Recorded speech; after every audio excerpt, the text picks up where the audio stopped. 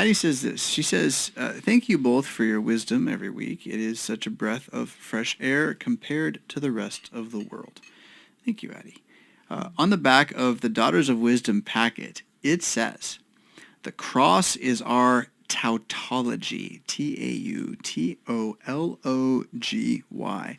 I looked up the word tautology, and I'm still not sure what it means. Can you explain the meaning of the phrase, Addie? It's a good question, Addie, and it's one that we actually debated. It was originally from the Sons of Solomon packet.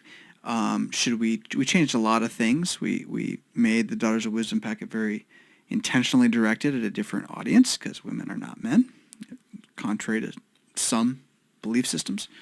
And so, while the cross is our tautology, it had this, there's a whole poem that kind of goes with it. It has this kind of final ring to it, very masculine, very ancient, like, oh, there's something you don't know, you maybe need to learn what this means, kind of appeal to it.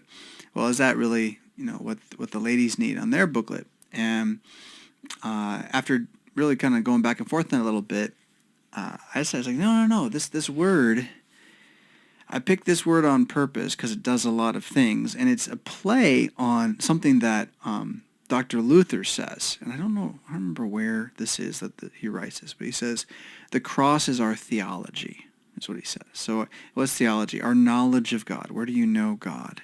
At the cross, right? So I'm not disputing what Luther said. I was just playing with it a little bit, saying, well, the cross is our tautology, takes it to a different edge. It's actually the same thing as the cross is our theology, but it just says the word theology differently. So if you look up tautology in your general search engine, you'll get a dictionary definition that'll say something like this: needless repetition of the same sense in different words, or redundancy, or an instance of such repetition, or an empty or vacuous statement composed of simpler statements in a fashion that makes it logically true. For example, either it will rain tomorrow or it will not rain tomorrow.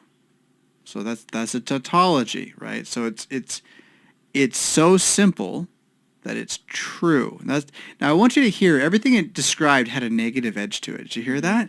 Even though the meaning is just repetition, but apparently to repeat something's bad, right?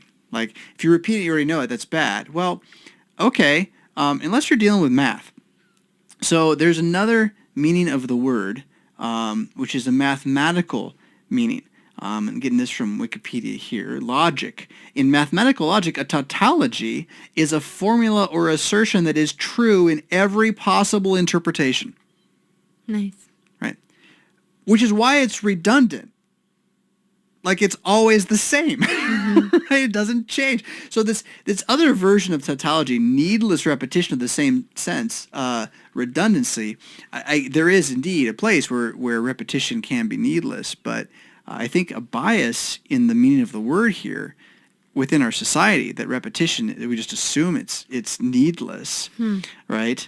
That a statement is considered to be empty or vacuous simply because it's so true you can't argue against it, right? And the whole point then is the cross is this. The cross is a statement that is simple and logically true no matter how you parse it for the Christian, right?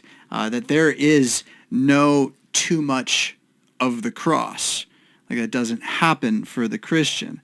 And that the cross is a fundamentally undeniable formula of reality that the Christian can stand upon. So that's what the cross is our tautology means, right? Yeah, that's good. We're going to keep coming back to it.